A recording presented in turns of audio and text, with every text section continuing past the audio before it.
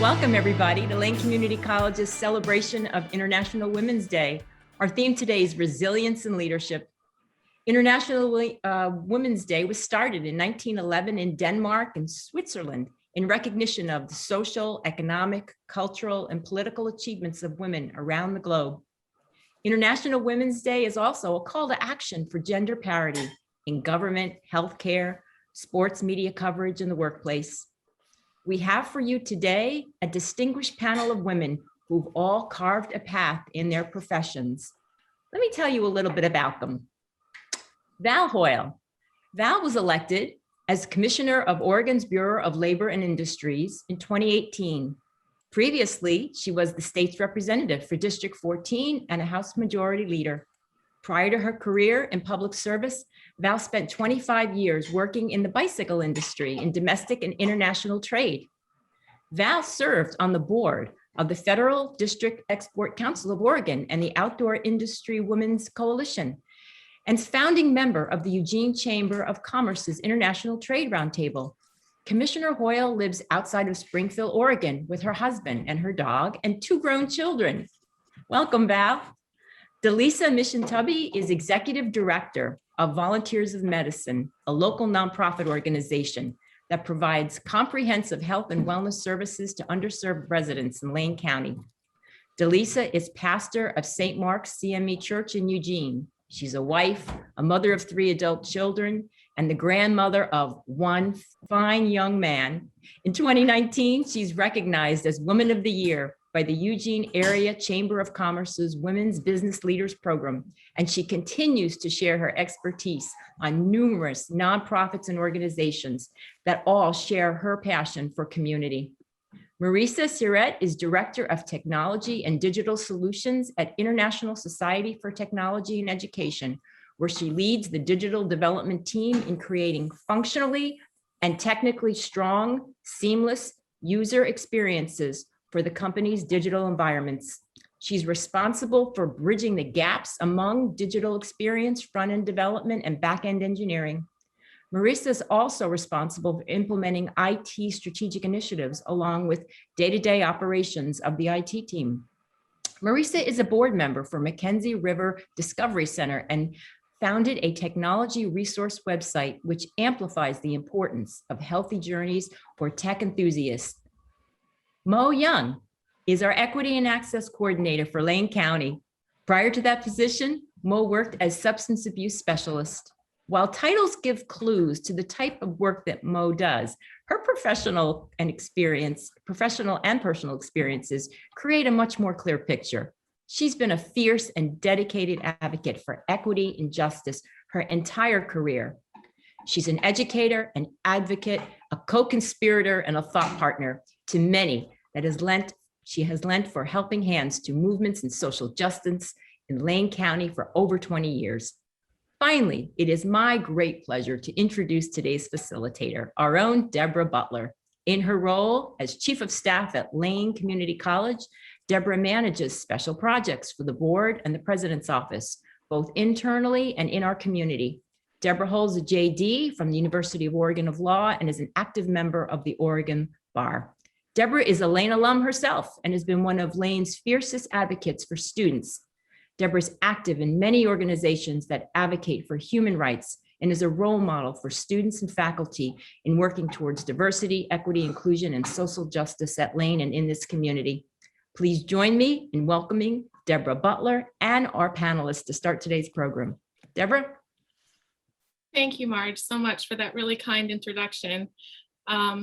I'm so excited to be here today with our panelists. And so I'm just going to go ahead and get started right away into our questions.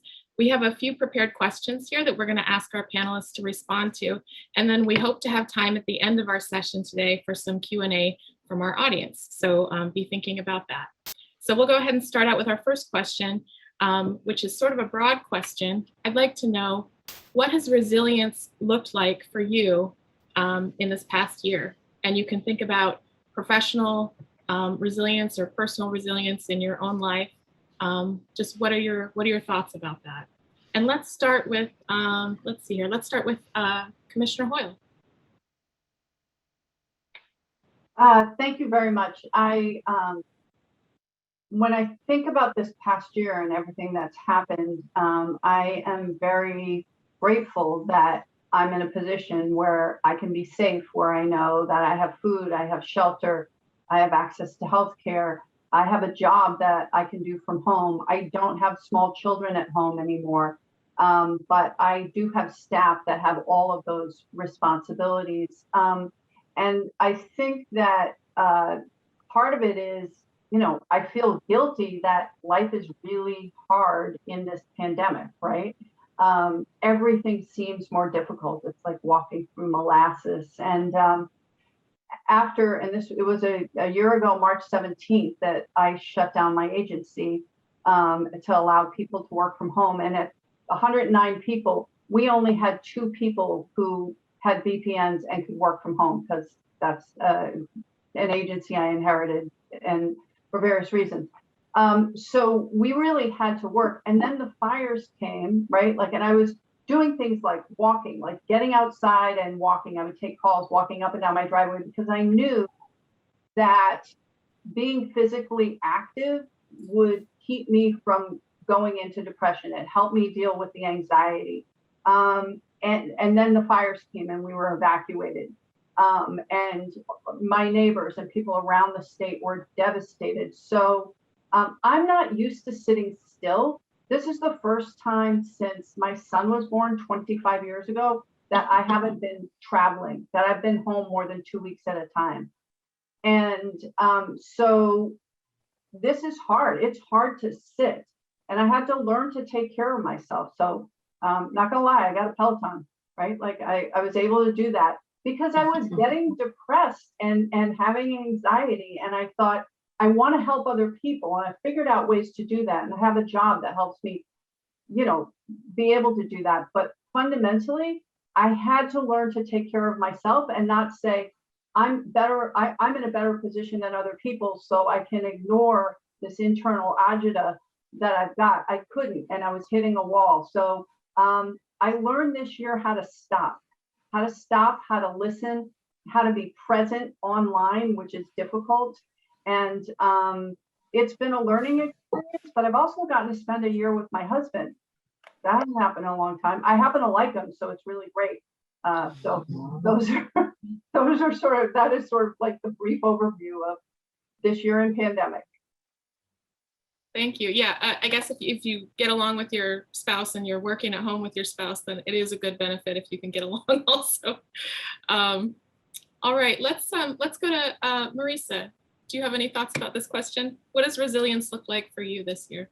Yeah, thank you. And first, thank you to Lane Community College. So just for bringing us all together, and I'm incredibly honored to be here on the panel as a community member, but also I'm an alum myself. And so I'm very proud that I was able to spend some of my education at LCC. And so this past year there's been a lot of resilience building opportunities, right? So I've not been entirely unique to me in what I've experienced. So we're all juggling a lot in the middle of a pandemic, wildfires in our own backyard.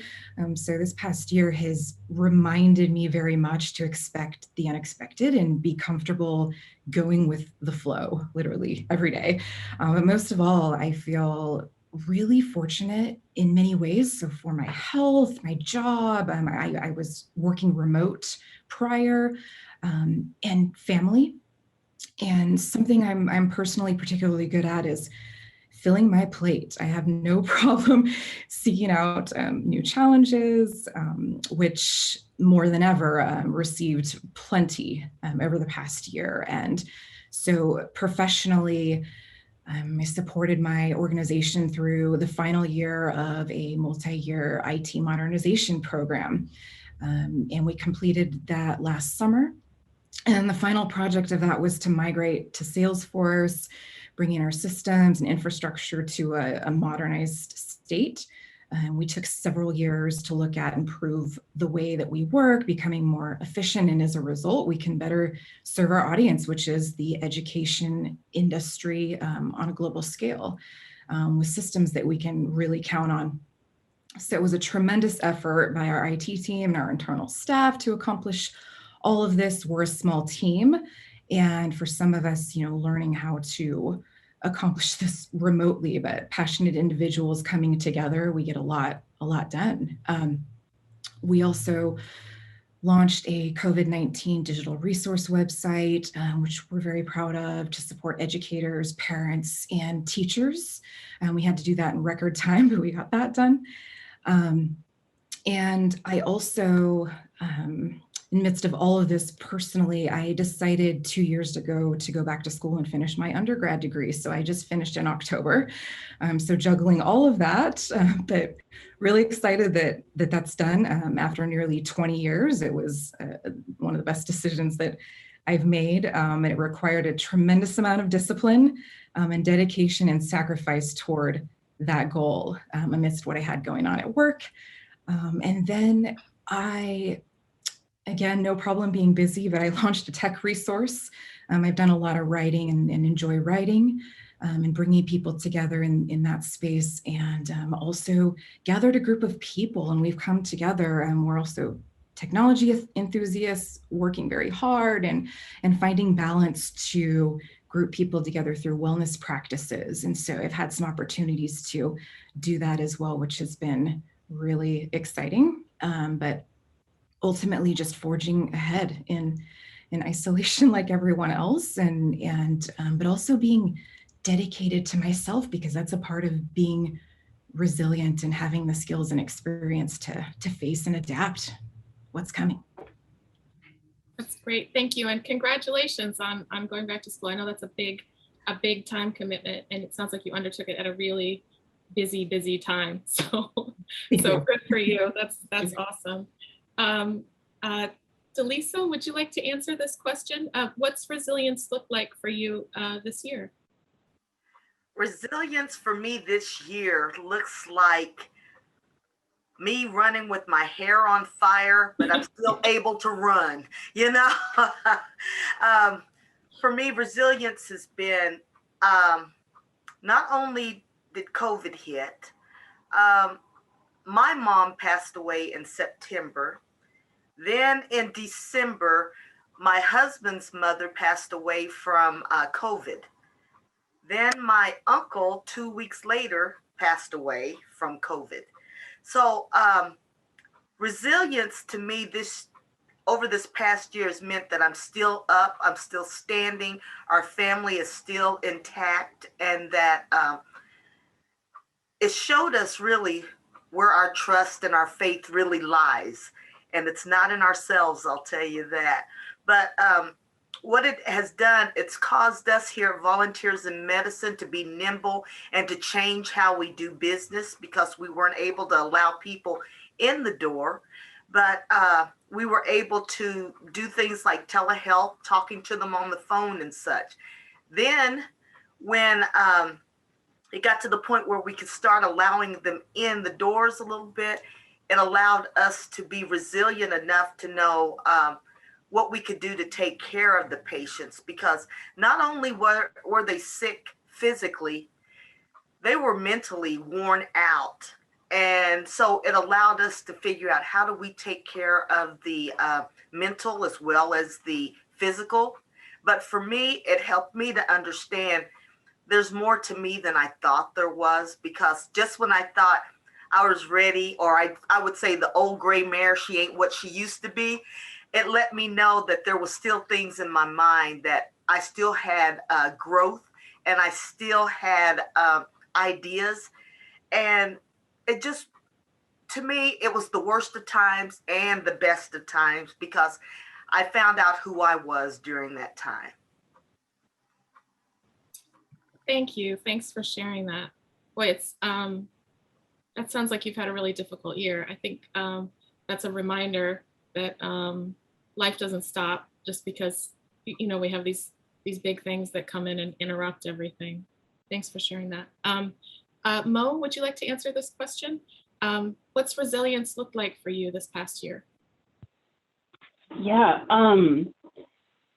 So for me, I'm going to start with the personal and then into the professional. For me, what what it's looked like this year as a mom of a new middle schooler and the equity coordinator for the county is really lowering my standards for what I'm responsible for at home and also what I expect from my husband and my daughter, because it's impossible to do all the things that I used to think we should do. It looks like being really aware of what a 40-hour work week looks like and holding boundaries to sticking to that when I'm able, and really communicating with my family when I'm not. And this really interesting bit of resilience at work. So I'm the equity coordinator in this new, to me new, just everyone's talking about racial equity now. It's super exciting. And also, we've been saying this is an emergency for years. And so part of me being resilient is me not taking on all of this energy, like somehow I'm supposed to fix everything, in the whole world.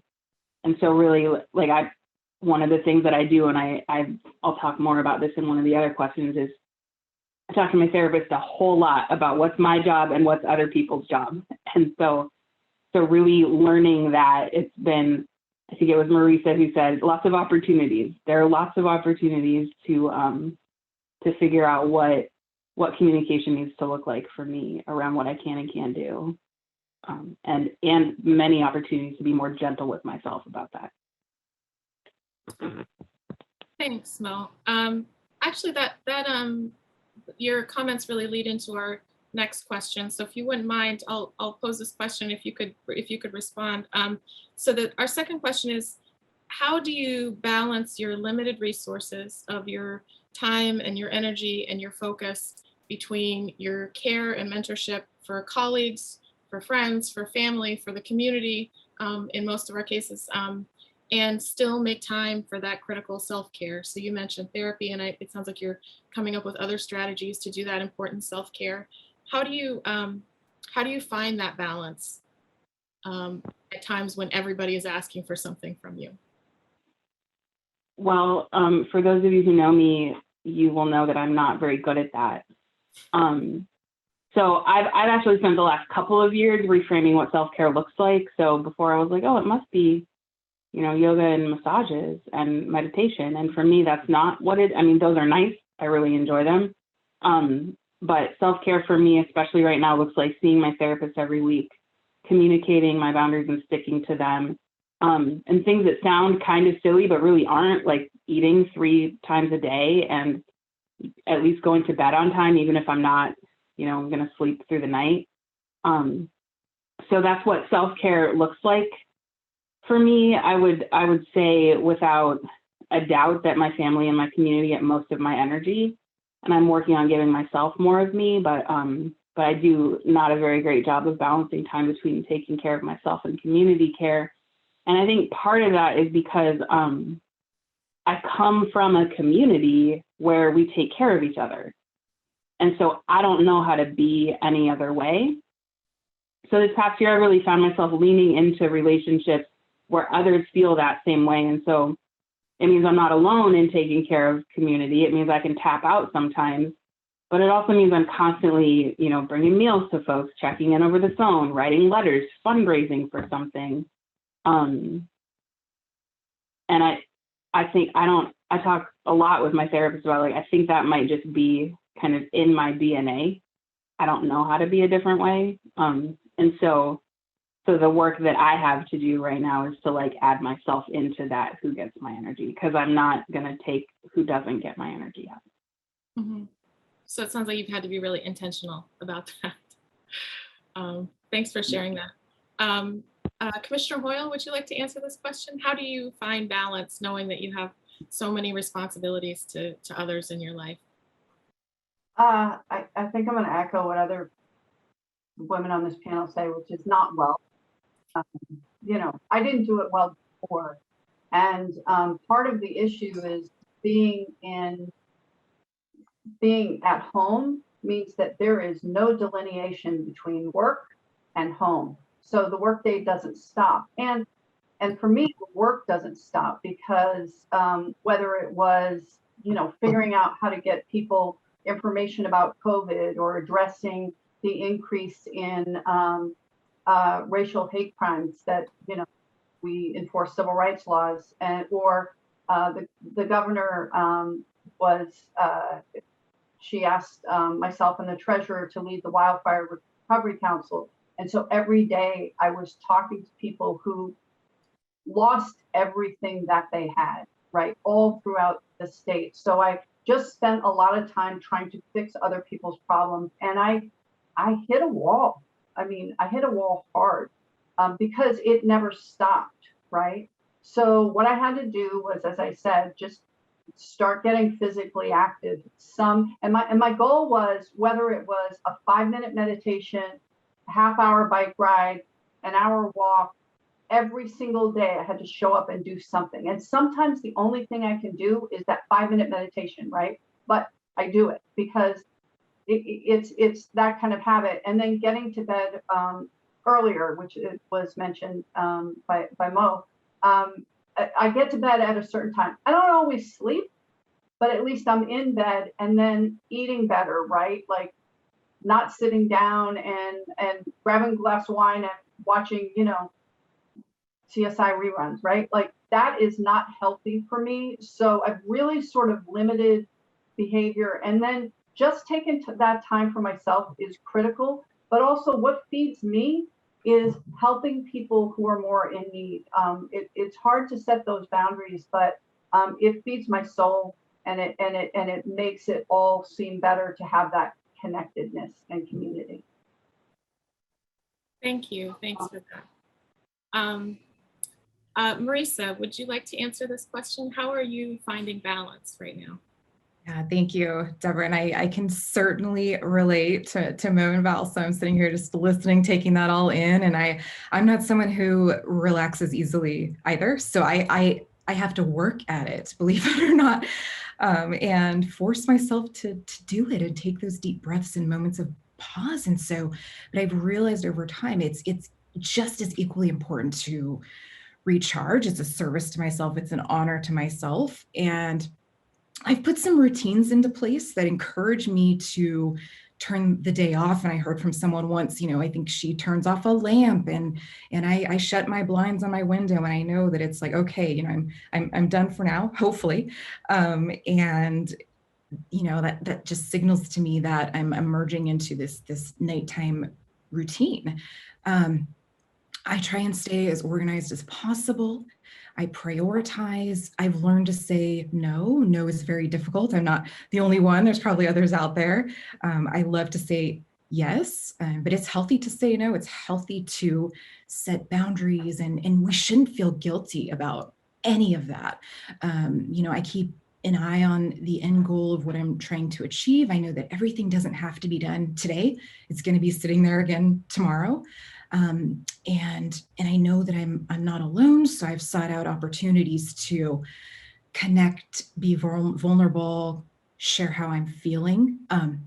One thing that's helped me is that when I go to work, I feel very fortunate because I don't always feel like I'm working, and that's how I know I'm in the right space. And so I know that somewhere down the line, the work that I'm doing today is going to improve the world and life for an educator and for a child. And educators have one of the toughest jobs in the world. We expect so much of them, and then they continue to show up again every single day. I'm always in awe of the stories that I hear. And my passions are reading, hiking, being in the outdoors to rejuvenate my mind. And I've set a theme for this year. It's peacefulness. The past 2 years has been go, go, go and get it done. And life for me is about thriving. And if I know I'm not feeling that I'm thriving, it's time to take a step back and allow for that space of mind and body to kind of return. And then I'm jumping again out there the next day. And I know that at the end of the day, I have to be able to sustain this. So it's okay to take some steps back and reflect and slow down. So Thank you. I saw a lot of heads nodding when you were when you were explaining kind of how you make sure that you recharge in between, and I definitely related to that also. DeLeesa, would you answer this question with us? So how are you balancing, or how are you finding balance and time for self-care during this time? I could echo every last one of them that have spoken. For me, how do I balance is to know when to say when. I'm like them. I've never been a good no person. I don't even think no has been in my vocabulary until this year. And now I'm able to say, is this healthy for me? Is this helping me or my family? Or is it just something that's coming to steal my joy, steal my time? And so I evaluate now everything that's asked of me. I know that sounds kind of crazy, but everything that is asked of me now, I evaluate it. And once I do that, I am able to place it in the priority where it belongs. And then now I've learned that prayer has kept me through. Prayer and meditation has taken me through a lot this year, and especially me getting to know myself and to being able to set my boundaries. And now once I've become acquainted with myself, that's how I've learned to survive this past year. Thank you. Thanks for sharing that. Our next question, I think, leads into or really kind of plays off of some of the things that I've heard you all say so far. And the question is, well, we know that there have been some bright spots and there have been some high points that have come out of this experience that we've all gone through over this last year. And it's been a really challenging year for all of us. Would you like to share any of those kind of bright spots or silver linings that have come up for you that have inspired you during this time? And I'll go to Maressa first for this question. Thanks, Deborah. And when I think about this, you know, our happiness is composed of many different factors, right? And they change over time, and they're surrounding things like our community, our jobs, our career, home life, financial situations. For me, volunteerism is something I've done since I was 15 years old, because I wasn't old enough to work, so I'll volunteer, and our support network. And so I try to constantly assess, like I said previously, you know, how I'm feeling, going back at it again tomorrow. But I think that knowing that we are all in this as one, you know, as humans, we are absolutely capable of tremendous accomplishments, and we always prevail, and we will. And the bright spots have been simple and also humbling for me. And I think now more than ever, I'm so appreciative of how important those the closest to me are, and how much I value relationships and mentorships with close family, friends, colleagues, and finding togetherness in these meaningful places and opportunities for connecting. And so those times in the past may have been kind of fleeting for me. Let's grab a coffee. Well, you know, and now it's like, it's a big deal. Let's grab a coffee. And so now it's really making an effort to be able to spend time together online and meet virtually. And, you know, for me, life's really slowed down, and I get excited about going on neighborhood walks, going to the grocery store, creating great meals at home, calling family that lives out of state. I'm very appreciative of those opportunities. And then seeing new light of more people seeing the benefits of remote work and how powerful that is as a tool to connect people. And that's been amazing for me. And I think also getting really creative with new outlets. And an example of that is I've learned, well, what can I do? Well, I made soap. I learned to make soap this past year and make balms. And so I've sent these little mini care kits to people in different states. And, I'm thinking about you. I can't see you, but here's a token of appreciation. And so those are the bright spots for me. Thank you. Thanks. Commissioner Hoyle, would you like to answer this question? What are your bright spots this year? So the bright spots and like Maressa, I've been able to connect with people differently. We have a lot of family that are not in the United States, and we've been able to have holiday celebrations with them. We had we had people from 9 different countries, right? And that we had a Christmas dinner with, right? And it was wonderful because we wouldn't have done it otherwise. I've been able to check in weekly with, my cousins, my siblings, and my father, like on a Zoom call. And I think I'm much more intentional about relationships. I did just make sourdough bread this morning.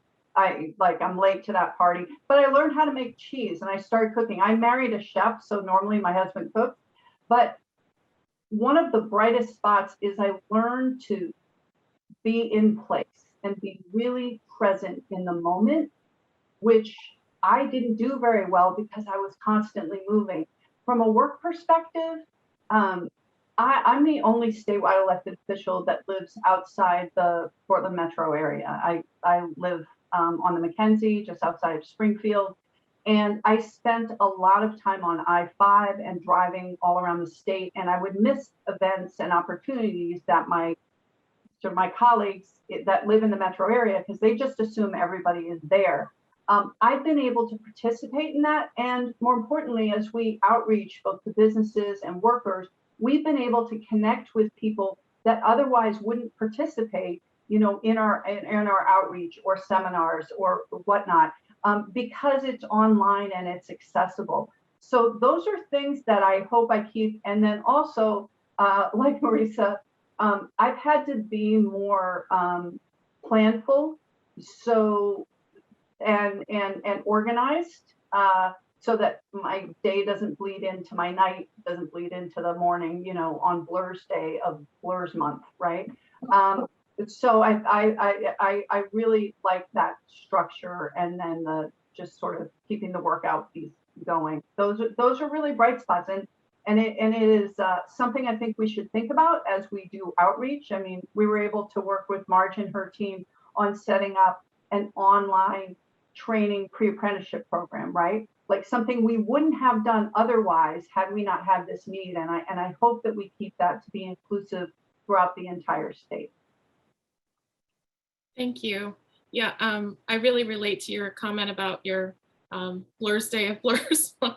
And I'm joining this meeting today from my office / living room / yoga spot / TV space. And so thank you for sharing that. DeLeesa, would you like to share, what are some of your bright spots that you found this year? Oh, my bright spots that I found this year is that I keep telling myself every day, better days are coming. And then the next day comes and I'm still telling myself better days are coming. And so either I'm delusional or I'm just looking optimistically to what's happening in the future. But the bright spot is being intentional, because I get to see my grandson. That's intentional. I get to see, I have 2 children that live in Arkansas and 1 child that lives here. And so I intentionally make us all get together on a Zoom call so we can all check in with each other and to know how each other are doing. And my husband's not much of a talker, but he does get a kick out of our Zoom get-togethers with the family, because this is the most this is the most intentional we've been about getting together in a number of years. We'd always say, well, I'll call if I find time or something like that. Now this is making us find the time to do things like this. So the bright spot is knowing that better days are coming, and knowing that, no, I'm not reliving the movie Groundhog Day, and that I'm moving forward and better days are ahead. That's a good mantra. I'm gonna hold on to that also. Mo, would you like to share what are some of the bright spots that you've found this year?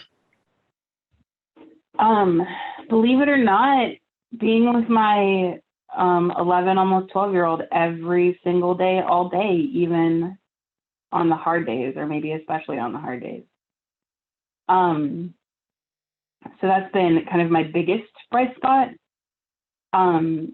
And I think there's a couple more that came to mind when I saw this question. One is, I've been spending a lot of time talking with folks about the amount of communication that we are being forced to have around consent and boundaries.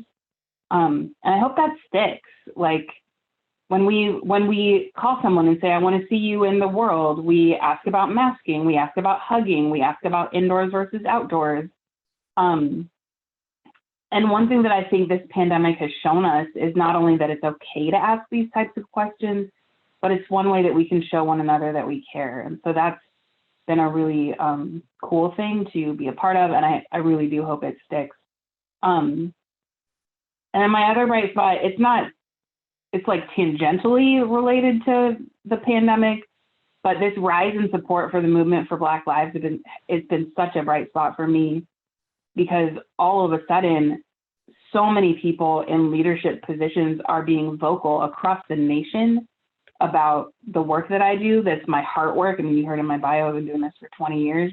And it's happening in ways that I just could not have imagined a year ago. So that's been a huge bright spot. And then, DeLeesa, you made me think of, I've got this like group chat with my mom and my dad and my brother, and we talk like literally all day, every day on Messenger. And that like started as soon as COVID started and we couldn't see each other, right? We couldn't have family dinners. And it has been so much fun. And I hope that lasts until it can. Thank you. Thanks, Mo. We have one final kind of established question. And then once we make it through that, we're going to open it up for kind of an open question and answer session for a few minutes. This question I'm really excited about. Many of you, or all of you actually, have mentioned relationships and building relationships during this time and relying on one another and supporting one another, which is really so great to hear. But I think it's also something that's really, really useful to kind of understand, or that would really be really great to understand. How do you decide when you're in relationship building mode and you're moving forward as collaboration? And how do you decide when maybe it's time for you to step out of that role and be a little bit of a disruptor in your role as a leader? How do you know when it might be time to sort of step into that other role and become a little bit of a disruptor? And I'm going to go to DeLeesa first. I'm not casting aspersions here. I'm just asking, how do you know when it's time for you to be a disruptor, DeLeesa? I'm going to say this, cast away, girlfriend, because this past year has really shown me, I'll tell you what, I'm going to put my pastor hat on now. This is something that if you would have talked to me a year or 2 years ago, there would have been no way in this world I would have said, oh, I'm the pastor of such and such church. And then to know that you're the pastor of your husband. Then about a few months ago, my daughter and grandson joined our congregation. And then to know, where do you separate life and the pastor such? Because my daughter said to me one day, she came to me and said, Mom, I need to talk to you. And she said, I love you, but don't put your pastor hat on now. Stay my mom right now. And so I was just kind of like, well, how do I do that? But what I've learned now is to know what role I play and how I play it, because there are differences. It's different, like me being the executive director at them. I have to have a different mindset when I'm here. When I'm at church, I have to have a different mindset. And when I'm home, I used to think I had to have a different mindset, but there I get to be DeLeesa at home. DeLeesa the wife, DeLeesa the mom, DeLeesa the grandma. And really, how do I get to know when to step out? I have to now know myself. Like I said, I had to get to know myself on the inside and then set those boundaries for myself that says, I really can't discuss that with you at this time, and be willing to step all the way out instead of having one foot in. I can't answer you right now, but I can tell you that, I have to, if I'm going to back out, back all the way out. And then, like I said, it's because of those boundaries that I know how to do this now. And now that I know who I am, I'm able to give the best of who I am to who I'm talking to at the time. Does that make sense a little bit? Yeah, that's very insightful. It sounds like you're employing a lot of mental and emotional agility. I'm not sure that I could do it at that level, but that's what I'm hearing, and I think that's great that you're able to do that. Absolutely. So thank you for that response. Let's go to Maressa with this question. Maressa, how do you know when it's time to be a little bit of a disruptor and rock the boat? Yeah, I mean, for me, disruption is complex. I think these days it's kind of synonymous with our startup culture that's happening. And so I think as I've gotten older, I've realized that the stakes just keep getting higher and higher. And sometimes the failures seem even larger. It could be harder to kind of bounce back. But I thrive on change. I'm constantly thinking of ways to improve or find a niche. And it may not always be in the form of disruption. So it could be a nod towards, like I said, direction of change or improvement, a process, or making something more efficient. And so I think professionally, we are looking toward innovating and diversifying ways of how we're supporting educators in this space. And so it's very challenging, and we've been offering courses and certification, which have been a bigger hit. And we had to take our annual event where we have about 20,000 people that come typically in person to a virtual space last year. And so I'm honored to just be a part of that education technology space. So I think that each day we're looking for ways to innovate and support. I also think that some of the personal ventures I've had, really believing deeply that basic meditation should be free. And that was kind of where we started this venture. We started reaching out and having partnerships with other organizations and hosting free group meditations, where it felt right. And a lot of what we do is being backed by research, and we have mental health experts on the team. And I just felt that with that, it was the right time to reach people that are in space of, tremendous stress. And it was an opportunity to connect people and kind of fill the space for that need, given the times that we're in. And I think it's also just about finding a need, something about with the Mackenzie Discovery Center is trying to just create something special that I felt that we've been lacking for some time. And so really excited to kind of see, build up this presence of this historic nature that we've had with the Mackenzie River.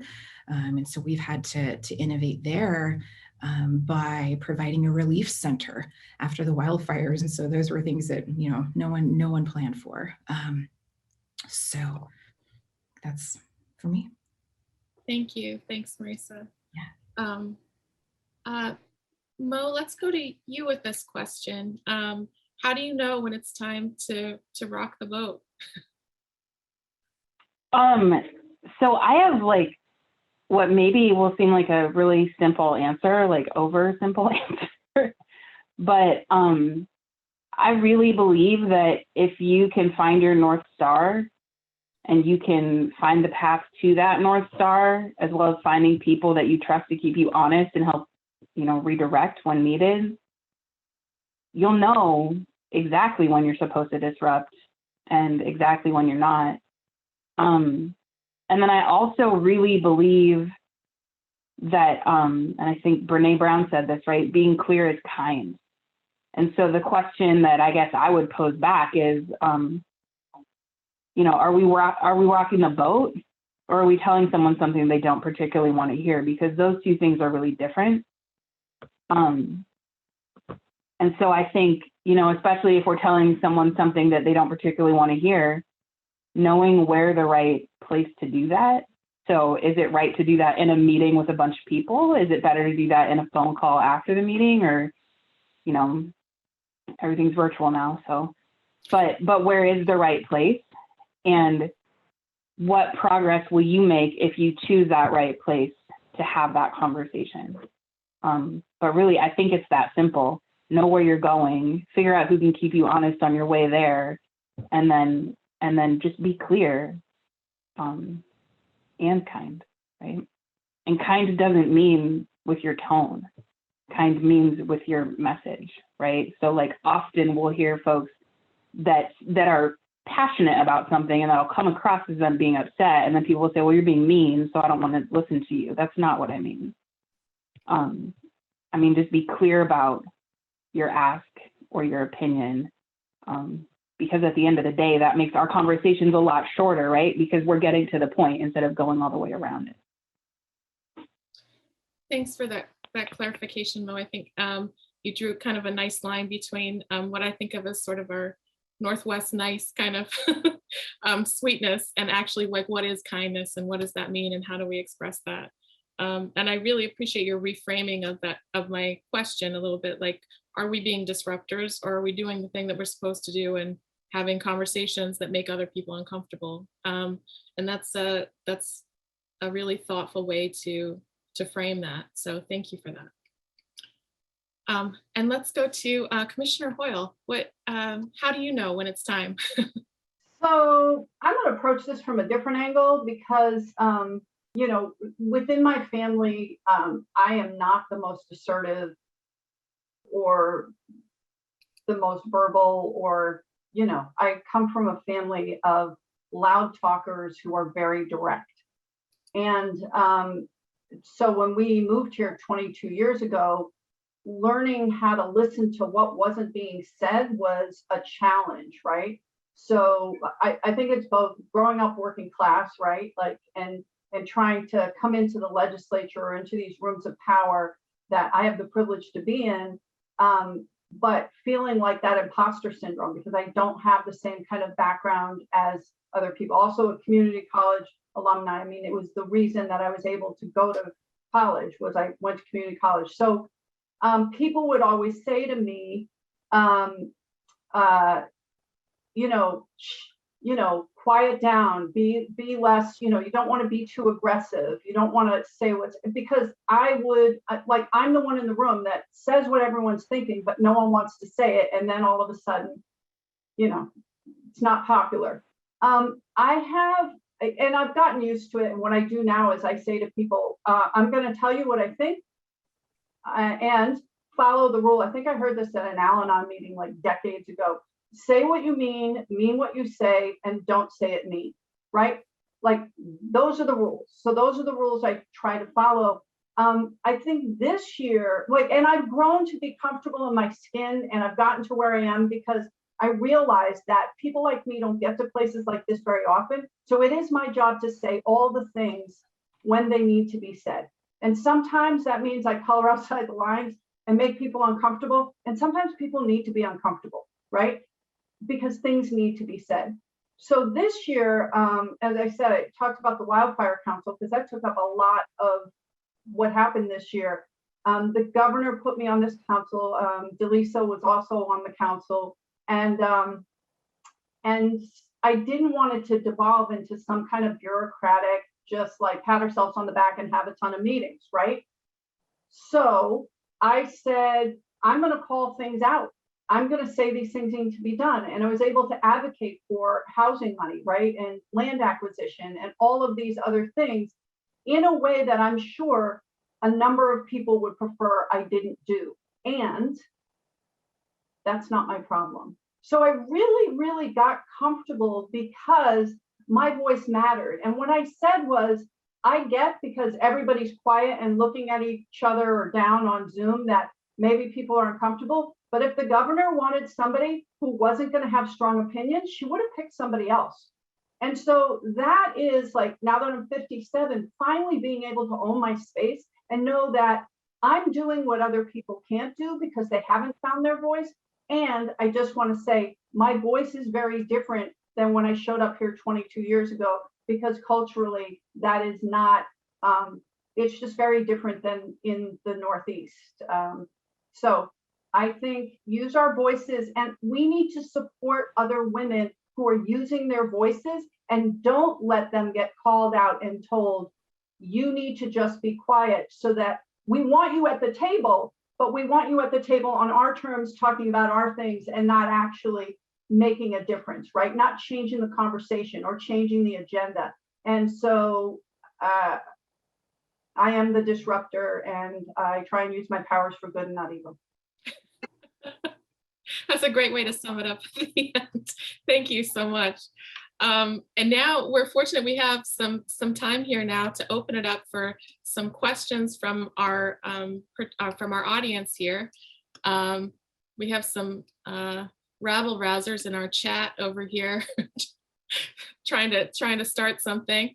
But if you have a question, feel free to raise your digital hand, and you'll see that under reactions at the bottom of your screen if you're using the most recent version of Zoom. Let's go first to a question that was posed by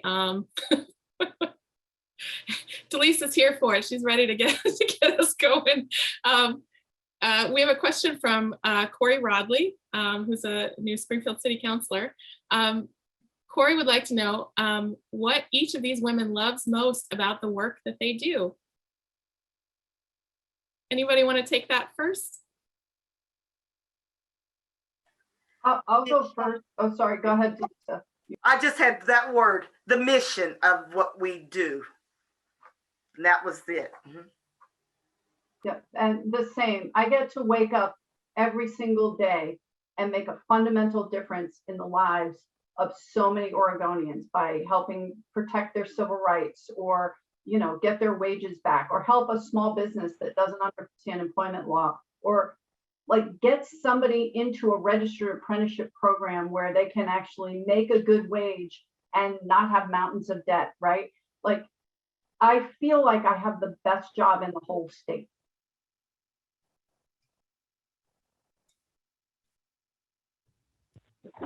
Maressa or Mo, would you like to share? Sure. Yeah, it's the educators for me. So I think that's a no-brainer. I know it's making a difference. I know how hard their job is. I know how hard they work, staying up late for lesson plans, and then they go in the classroom the next day and it's not what they thought it was going to be at all. And so I think that education is the basis for the future. And so I feel really, really excited about loving what I do, and it gives me a lot of energy back because I'm really making a difference. So it's absolutely the mission for me as well. Yeah, I would say the only thing that I would maybe add to the ditto that I want to say is that I get to do all that in community, and that makes me super happy. I talked about the community care piece. I love working with community. I love, we had an event last night. DeLeesa was on the panel. I love being able to do the work together, see the work that we did together, and make a real difference. Thank you. And we'll see if we have some more questions coming from the chat, or if anyone wants to raise their hand today to ask a question. We welcome that as well. I just, while we're waiting for that, I just wanted to take a moment to say thank you again for being a part of this. And I think one of the things that has struck me as we've been having this conversation is that I'm hearing, especially when you talked about when you all talked about finding balance in your lives and how each of us has a struggle with that, and just sort of just repeating it and saying it out loud. I'm not very good at this, but here's what I'm doing to try to be better at it. Is sort of a reminder to ourselves and a reminder to the others in the room, you know, we're all working on this. We're all doing what we can. And so I think that's really meaningful for you to share that in that way. We're not perfect. We're all struggling with this right now. But that's very helpful for me to hear. And I'm guessing it's helpful for a lot of our participants to hear also.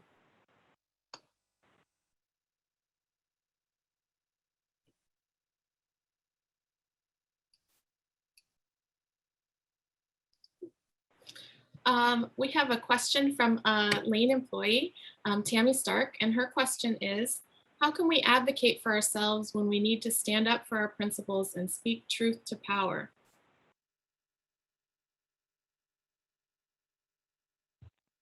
I might start. I'll start and then hand it off to whoever else wants to pick that up. I think for me, that really, it's going to be really dependent on the situation. Mm-hmm. So if it's like an interpersonal thing and the person that I'm having trouble with is in a position of power over me, I actually think pulling in someone that I trust to be an ally in that conversation is what I would do. I think if we're talking about going and like, you know, speaking to an elected board, I think that's different, right? Because those folks also have power. And that is, although that's a nerve-wracking conversation, it's different than, you know, when your boss, who's a man, has, you know, there's something that you need to like talk with him about and you're not sure how to do it. When it comes to standing up for your principles, I'm of a mind that if I can't be clear about my principles and get support where I am, I don't belong there. And so that may not be an answer that is helpful, but for me, there's like a very clear line in the dirt about what I will and I won't tolerate. So those are the things that come to mind first when I hear your question. Thanks. Commissioner Hoyle? So the question is, how do we advocate for ourselves?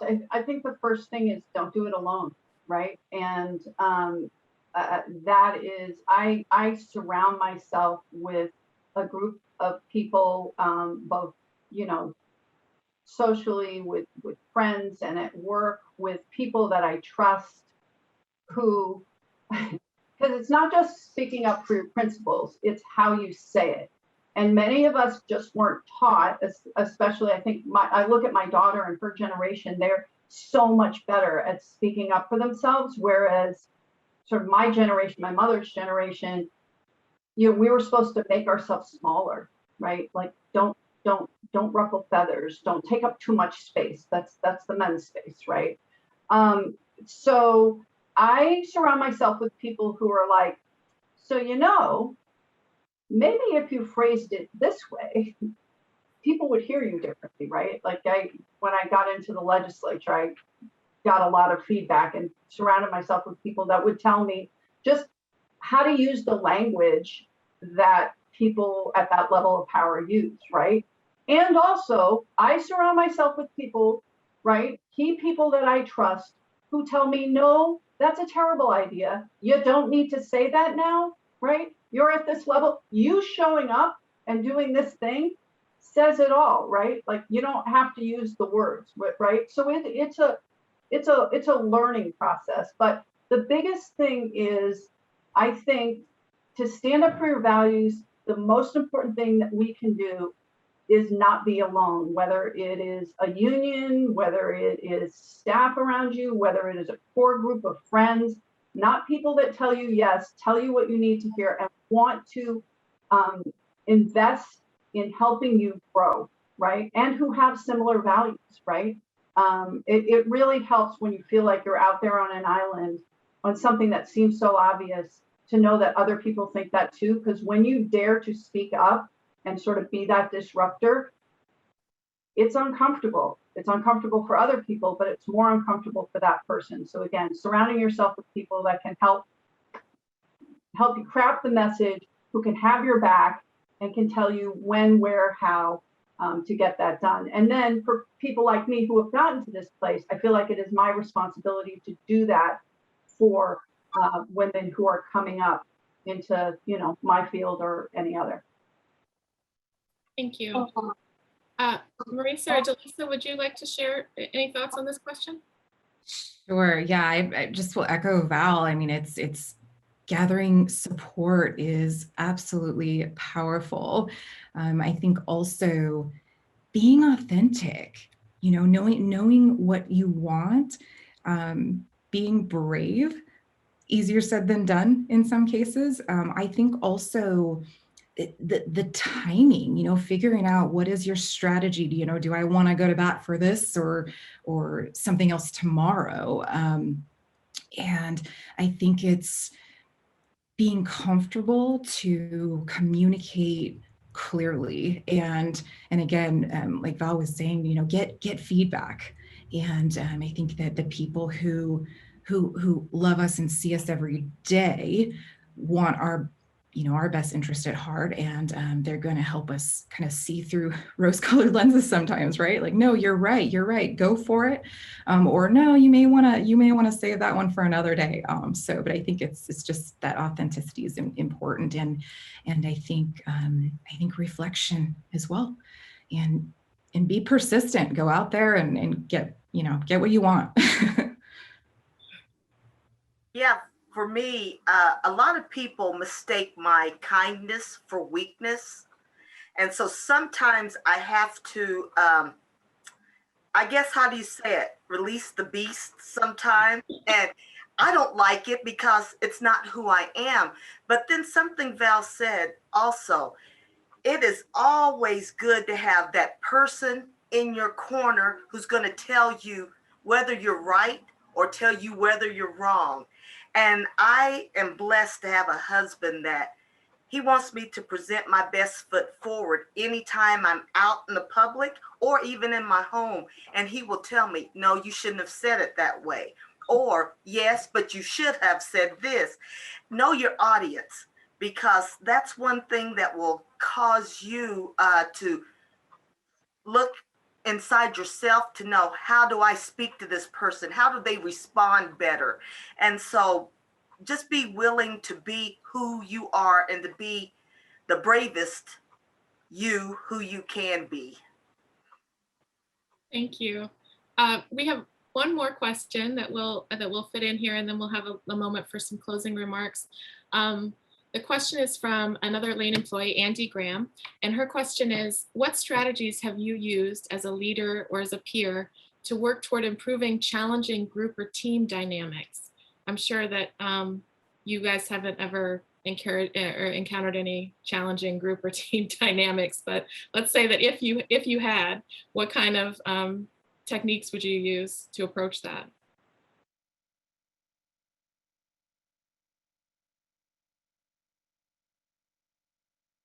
I'm sort of putting everybody on the spot here. Thanks, DeLeesa. How would you just repeat the last part of that again? Because yeah, sure. What strategies have you used to work toward improving challenging group or team dynamics? First, I start out by letting everybody speak and say what they need to say, and give everyone a voice, because sometimes that's all they want to do is to be heard. They're willing to change or to do something differently, but sometimes just hearing themselves speak can help where you're going. And so for me, what I do is I allow everyone the opportunity, but I also let everyone know that sometimes it can't all be, this is the way because we've always done it this way. And the hard part there is letting sometimes people also do things that they want to do and letting them prove it's going to fail, because I've done that a couple of times. I've said, okay, we'll continue to do it this way, but by the time we get to point B, we see that the way we did it is not always the way it's supposed to be done, I let failure take its course sometimes. So that's how I do it. Mhm. So there is, as DeLeesa said, it's important to give people a voice.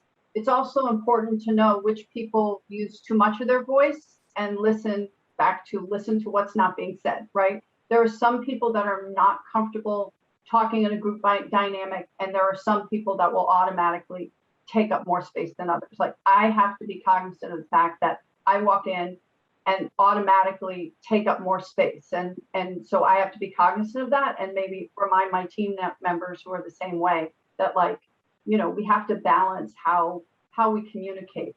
I believe strongly that you have to meet people where they are, and team dynamics are really important. Like, if we look at the Olympic basketball team in a few Olympics ago, right? Best basketball players in the world, we came in third behind Estonia, because they didn't work as a team, right? And so teamness is really, really critical. What I've put into action in my place of employment, and have in other places where I've been in a management level, is a disagree and commit strategy, which is I want robust discussions and people to push on things and disagree and pull everything apart. And then when we make a decision, commit to that direction. No more undermining, no more changing. It's disagree, have that space, and then commit on a direction, right? So I think that's important. I also work with my staff, my executive team specifically, and do a number of assessments on work styles and how people process. For instance, I had one manager who he would send me these really long emails, right? I'm dyslexic, so that is not my preferred form of communication. And he would write things that I would take offense to. Well, it turns out he processes visually, right? I process by verbal process, right? He was not understanding what I was saying when I would do like a word vomit. And I didn't understand why he was sending me these really long emails with sort of personal things, right? Well, once we realized we had different communication styles, we fixed that, right? So sometimes it's meeting people where they are, assuming best intent, and then figuring out how you connect all these diverse people for their strengths. Thank you. I'm gonna move us into our closing comments here. Thank you all so much for being here today. And I'm feeling so energized after this conversation, and I'm seeing from the chat, I think a lot of other people are feeling the same way. So I wanna just express my gratitude for that. And if you have a couple words that you'd like to say in closing, I'd welcome that at this time. I think for me, just think positively, empowering thoughts. I like to keep little notes around, some little notes of gratitude to others, and stand up for each other, and love each other, and celebrate our wins and how far we've come over the past year. Thanks. As women, we rock, and we have to know how much we do rock, and to keep it in our heads that we are one of the reasons that we are strong, because we're stronger together. So let's support each other, love each other, and help each other move forward. Mo, did you have any closing remarks? I really enjoyed being on a panel with you all today, and this has been, I hope that folks have learned from me. I certainly have learned from my colleagues on the panel, and yeah, everything DeLeesa and Maressa said. Support each other, think positive thoughts. We are coming out of this sooner than later now, and we'll be better for it if we can hold on to those bright spots. And then I would just say thank you. I'm honored to be on a panel with this caliber of women, and also I look in the who else is here attending, and I see so many awesome people, and I think we just need to support each other and remember to ask for help when we need it. That doesn't show weakness. That shows strength and humility. So keep at it. Plus everything the other people said. And thank you, LCC. Thank you. And President Hamilton, do you have any remarks you'd like to make? Yeah, just want to close with thanking everybody for being here. You all rock. There's so many talented women in this state. And I think part of our job is to give voice to all of you so that, you know, our students look up, they see themselves in you. And this is going to, it's being televised, but we're going to have the video, and we hope lots of our students see it. Because I mean, look at this. We've got industry, education, labor, you know, public service, healthcare. You're all, you know, you're like a slice of pie of Oregon and of this United States. So thanks for being here. I have so many takeaways. I'm going to follow my North Star. I'm going to think about self-care and put my own oxygen mask on first, as the airline stewards tell us, right? So thanks for being here. I think it was a lot of fun. And hopefully we'll get to do this again soon. Thank you, everyone. Great job, moderator. Thanks. Thank you. Thank you to yes, thank you to Deborah for moderating, and definitely for Marcia and Randy, our tech support. We can't do this without them. So thanks, and everybody have a wonderful day.